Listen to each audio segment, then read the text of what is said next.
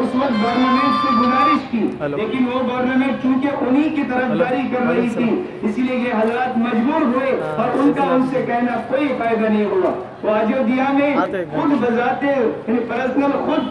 تشریف لے گئے اور پوری مسجد کا جائزہ لیا۔ اس کے بعد اپنی ورکنگ کمیٹی بلائی اور اس میں رپورٹ درج کروائی کہ بابری مسجد کی ایسی بے احترامی اور بے ادبی ہوئی ہے۔ اس کے بعد جب انگریز گورنمنٹ نے کوئی توجہ نہیں دی، آپ نے اپنی مجلس عاملہ میں طے کیا ہم اپنے رضاکاروں کو طے کر کے بابری مسجد کی اس دیوار کو دوبارہ بنائیں گے اور وہاں جو بے احترامی کی گئی ہے اس کو ختم کریں گے۔ چنانچہ مولانا نے ایک ٹولی خود اپنی سرپرستی میں بھیجی۔ جب مولانا اجودھیا پہنچے، انگریز گورنمنٹ نے دیکھا یہ تو ہماری بے عزتی ہو جائے گی، چنانچہ فوراً آرڈر جاری کر دیا، نہیں ہم اس کی مرمت کریں گے اور ہم اس کی صفائی کریں گے۔ اس کے بعد مجبوراً ان علماء کو واپس آنا پڑا۔ 1934 کے بعد 1949 تک کوئی مسئلہ نہیں تھا۔ 1949 میں سب سے پہلے ستمبر میں ایک ہنومان گڑھی کے رہنے والے مہنت ابھی داس نے راتوں رات بابری مسجد کے اندر مورتیاں رکھوائی، جبکہ قانونی طور پر بالکل ناجائز تھا اور ان کو اس کا کوئی حق نہیں تھا، لیکن انہوں نے رکھوائی۔ جب یہ اطلاع اس وقت کی جمعیت علماء کے صدر مولانا سید حسین احمد مدنی، مولانا ابوالکلام آزاد اور مفتی مولانا حفظ الرحمان سوہاروی، یہ تینوں حضرات نہرو جی کے پاس پہنچے، تاریخ موجود ہے۔ آپ جمعیت علماء ہند اور بابری مسجد کا قضیہ ویب سائٹ ابھی ماریے، ابھی یہ تاریخ آپ کو مل جائے گی۔ یہ تین حضرات پہنچے، نہرو جی سے پوری صورتحال بیان کی۔ انہوں نے اتر پردیش کے وزیر اعلیٰ کو آرڈر بھیجا فوراً مورتی وہاں سے نکالی جائے اور مسجد کا احترام باقی رکھا جائے۔ چنانچہ اتر پردیش گورنمنٹ نے آرڈر بھی جاری کیا، لیکن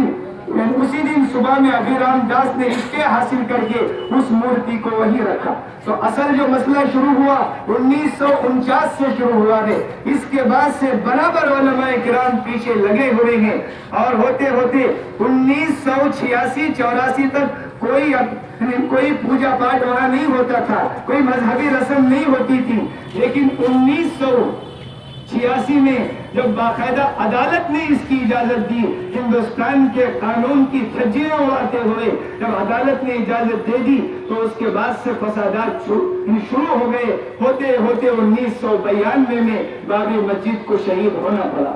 جب 1949 میں مسئلہ پیش آیا، یہ آپ تاریخ پڑھیے، 1951 میں جمعیت علماء نے اپنی ورکنگ کمیٹی بلائی، حسین احمد مدنی کی صدارت میں سب سے پہلے اس مسئلے پر غور کیا گیا اور آپ نے کہا ہم اس مسئلے کو عوامی نہیں بنائیں گے، ہم قانونی لڑائی لڑیں گے۔ 1951 کی مجلس عاملہ سے سب سے پہلے کورٹ میں فیصلہ گیا ہے، اس کے بعد پھر مسلم پرسنل لا بورڈ اور سنی وقف بورڈ نے 1992 سے مل جل کر اس مقدمے کو لڑا ہے اور لڑ رہے ہیں۔ الحمدللہ پوری مسلم تنظیمیں اس وقت اس مقدمے میں ساتھ ہیں اور تقریباً سب کا ایک ہی نعرہ اور ایک ہی آواز ہے۔ 1992 میں جب اس مسجد کو شہید کر دیا گیا اور وہ ہندوستان کی حسین، خوبصورت اور سندر اتہاس اور تاریخ کا سب سے بھیانک دن تھا، جس دن ایک مسجد کو مسجد ہوتے ہوئے شہید کر کے اس کو جنمستان قرار دیا گیا۔ جبکہ ایک تاریخی حیثیت آپ کو بتاتا ہوں، بابر کا انتقال 1531 میں ہوا۔ اس کے بعد ایک بہت بڑے ہندو مذہبی رہنما انہوں نے کتاب لکھی 1575 میں چریتا مناس کے نام پر، جس کے لکھنے والے تلسی داس مشہور سادھو ہیں۔ انہوں نے اس پوری کتاب میں آثار قدیمہ کا ذکر کیا، تذکرہ کیا، کہیں بھی اجودھیا کے رام جنمستان ہونے کا ذکر نہیں کیا ہے۔ یہ تاریخ ہے اور ایک اتہاس ہے اور الحمدللہ اس پر مستقل ہمارا مسلم پرسنل لا بورڈ، جمعیت علماء ہند اور سنی وقف بورڈ تینوں اس سلسلے میں آگے گئی، چونکہ جمعیت علماء کا مقدمہ 1951 سے چل رہا ہے۔ کل بھی الحمدللہ تینوں نمائندوں اور تینوں پارٹیوں کا مقدمہ ہوا۔ Chief justice of supreme court کی نگرانی میں 3 ججوں نے، ایک جسٹس اشوک مشرا اور دوسرے اسی طریقے سے جسٹس عبد النذیر اور اسی طریقے سے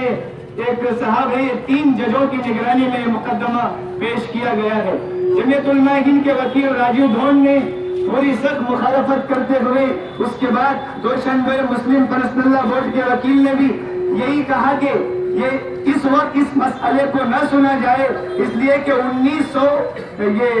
2019 کے الیکشن کے بعد اس کو لیا جائے تاکہ سیاسی پارٹیاں اس کو پھر ہمیشہ کی طرح اپنی روٹی سیکنے نہ لگیں۔ اسی لیے ہمیں کہتے ہیں، اس لیے کہ دونوں پارٹیوں کی جانب سے، دونوں گروپ کے جانب سے جو پروف دیا گیا ہے، جو دستاویزات دیے گئے، وہ تقریباً 19,000 صفحات پر موجود ہیں۔ ابھی ججوں نے ان کا مطالعہ نہیں کیا ہے، ججوں کو اس کا علم نہیں ہوا ہے۔ 2,000 صفحات کا ترجمہ تو جمعیت علماء نے کروایا ہے فارسی سے، باقی کئی صفحات کا ترجمہ مسلم پرسنل بورڈ نے کروایا ہے۔ یہ ساری تفصیلات موجود ہیں انٹرنیٹ کے اندر۔ آپ مسلم پرسنل بورڈ کا ویب سائٹ اور جمعیت علماء ہند کا ویب سائٹ اگر ماریں گے، دونوں جگہ سے مکمل میں نے ایک ایک بات جو یہاں کہی ہے آپ کو اس کی ساری تفصیلات ملیں گی۔ آج بھی الحمدللہ ہمارے مسلمان اس سلسلے میں پوری طریقے سے بیدار ہیں، اسی لیے ہم اس احتجاجی ریلی کے ذریعے ہم حکومت ہند سے مطالبہ کرنا چاہتے ہیں۔ آج بھی ہمارا اعتماد عدالت عظمیٰ یعنی سپریم کورٹ سے نہیں ٹوٹا ہے۔ ہم آج بھی قدر کرتے ہیں سپریم کورٹ کی اور سلام کرتے ہیں سپریم کورٹ کے فیصلے پر، اس لیے کہ کئی فیصلے سپریم کورٹ نے محض انصاف کی بنیاد پر کیا ہے، جبکہ سنگھ پریوار اور ہندو شدت پسندوں نے کئی مسائل کو چیلنج کیا تھا۔ اس لیے ہمیں آج بھی اپنے کورٹ پر بھروسہ ہے کہ وہ مسلمانوں کے حق ہی میں انشاءاللہ فیصلہ دے گا۔ اب 2010 میں جو ہائی کورٹ کا فیصلہ آیا ہے، یہ ہائی کورٹ کا فیصلہ اس لیے کہ کل راجو دھون وکیل صاحب نے کہہ کر مسترد کر دیا کہ نہ ہندو تنظیم نے آپ سے بٹوارے کا مطالبہ کیا، نہ مسلم تنظیم نے آپ سے بٹوارے کا مطالبہ کیا، آپ نے یہ فیصلہ خدا جانے کس انداز سے کیا کہ اس کے 3 حصے کر دیے جائیں۔ ہم نے تو اپنا حق مانگا ہے، اور یہ بات ہم ذہن میں رکھے، مسلمان کوئی خیرات نہیں مانگ رہا ہے، مسلمان اپنا حق مانگ رہا ہے اور حقدار ہونے کی وجہ سے مانگ رہا ہے۔ اسی لیے آپ سے گزارش ہے، بڑے خوشی کی بات یہ ہے، ابھی کل جو آسام کے کئی مسلمان یعنی یہ ناگرک کا مسئلہ تھا، تقریباً 48 یعنی ہندو مسلم بھائیوں کو، 48 لاکھ ہندو مسلم بھائیوں کو بنگلہ دیشی کہا جانے والا تھا، ان کے پہچان پتر اور پردھان پتر کو بالکل کل عدم قرار دے کر ان کو یعنی ودیشی قرار دیا جا رہا تھا، اور میانمار جیسی تاریخ دہرائی جا رہی تھی۔ یہ چونکہ حقیقی بات ہے، اور سپریم کورٹ پر اعتماد بڑھانے کے لیے عرض کروں، جمعیت علماء ہند نے 40 سال سے مقدمہ لڑا، کل دوپہر میں سپریم کورٹ نے 48 لاکھ ہندو مسلمانوں کے بارے میں فیصلہ دیا۔ یہ بھارت ہی کے ناگرک ہیں، یہ اتنا بڑا چیلنج ہے۔ ہمیں آج بھی امید ہے سپریم کورٹ سے، جب اس گئے گزرے ماحول میں، نفرت بھرے ماحول میں سپریم کورٹ نے جمعیت علماء کے آواز پر 48 لاکھ مسلمانوں کا فیصلہ کیا، تو ساری مسلم تنظیمیں اس سلسلے میں بابری مسجد کے بارے میں بیدار ہیں۔ ہمیں پوری امید ہے کہ انشاءاللہ بابری مسجد کے سلسلے میں ہمارا حق ہمیں ضرور ملے گا، لیکن میں اس گزارش کے ساتھ اپنی بات ختم کرتا ہوں کہ ہمیں پورے امن اور شانتی کے ساتھ قانون کی لڑائی لڑنا ہے، اس لیے کہ علماء نے اس کو یعنی عوامی مسئلہ بنانے کے بجائے قانونی مسئلہ بنانے کی بات کہی اور طے کی تھی۔ ہمیں احتجاج کرتے رہیں گے اس لیے کہ ہمارا حق ہے، لیکن ہم لڑائی قانون کی لڑیں گے۔ اگر کوئی شرپسندی کرتا ہے، جیسے بابر صاحب نے کہا، ہم سپریم کورٹ کے فیصلے پر راضی ہیں، ہمارا یہ اعلان ہے،